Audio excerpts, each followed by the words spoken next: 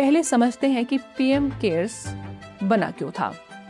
तारीख थी 27 मार्च 2020। कोविड-19 भारत के सामने ऐसी चुनौती बनकर खड़ी थी जिसकी भयावहता का उस समय शायद किसी को पूरा अंदाजा भी नहीं रहा होगा।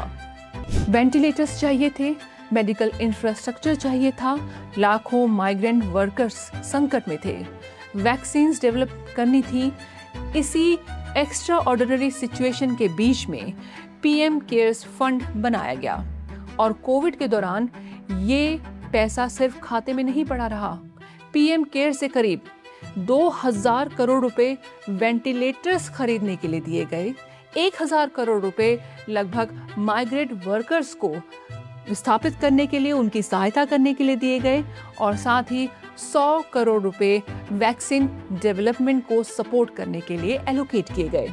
यानी जब इमरजेंसी आई तो पैसा खर्च किया गया था। अब तर्क दिया जा रहा है कि आज फंड में हजारों करोड़ रुपए पड़े हैं तो इन्हें खर्च क्यों नहीं किया जा रहा है।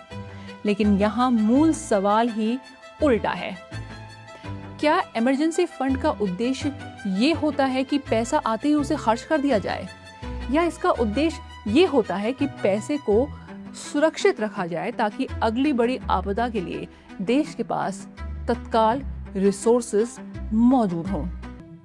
आज इस कॉर्पस का बड़ा हिस्सा फिक्स डिपॉजिट में है, वो भी एक सरकारी बैंक में है, और एक बहुत बड़ा अमाउंट इंटरेस्ट के रूप में फंड को मिल रहा है।